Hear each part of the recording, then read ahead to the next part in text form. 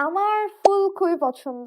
তো আমি ট্রাই করি যদি কখনো পসিবল হয় তাহলে আমি ফুল নিয়ে এসে আমার টেবিলে রাখার বা ওই ফুল হারবেরিয়াম করার। তো ফুল কালেকশন অ্যান্ড ফুল হারবেরিয়াম করা যা কিছুই বলেন না কেন আমার খুবই পছন্দ। তো আমার এক জুনিয়র আমাকে একদিন বলল যে, "আপু এই ফুলটা তো গাছেই ভালো মানাচ্ছে বা ভালো মানায়।" তো আমার চিন্তা ভাবনা ওর চেয়ে একটু ডিফারেন্ট। এই ফুলটা যখন গাছে ছিল, তখন এই ফুলটা যে নিউট্রিয়েন্ট গুলা প্রয়োজন ছিল, সে ওই গাছের মাধ্যমে ওই নিউট্রিয়েন্ট গুলা নিচ্ছিল অ্যান্ড ওভাবেই সে সতেজ থাকছিল। এখনো কিন্তু সতেজ আছে, কিন্তু পানিতে। তো পানি থেকেও সে ওই সেইম জিনিসগুলোই আপটেক করছে, বাট একটু ডিফারেন্ট ওয়েতে।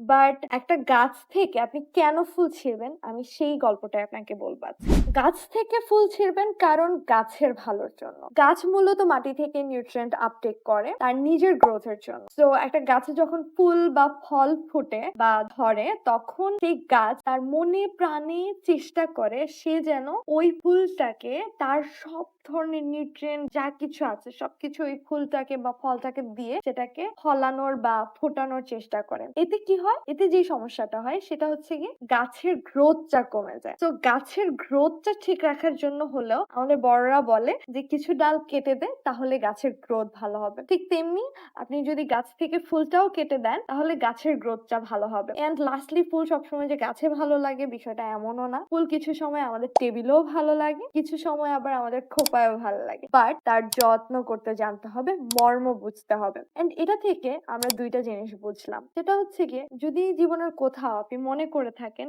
কোনো একটা এক্স ফ্যাক্টর আপনাকে পিছন থেকে টানছে, তো ওই পিছন থেকে যদি টেনে থাকে সেটা যত ভালোই হোক বা যত খারাপই হোক, আপনার যদি মনে হয় আপনার গ্রোথে, আপনার লাইফের গ্রোথে আপনাকে সেটা বাধাপ্রাপ্ত করছে তাহলে অবশ্যই এই ফুলের মতো সেটাকে কেটে ফেলবেন। অ্যাজ লাইক আমি কিছুদিনের মধ্যে এই পাতাটাকে কেটে ফেলে দিব। কারণ এই পাতাটা এই পাতাগুলার মতো সতেজ না।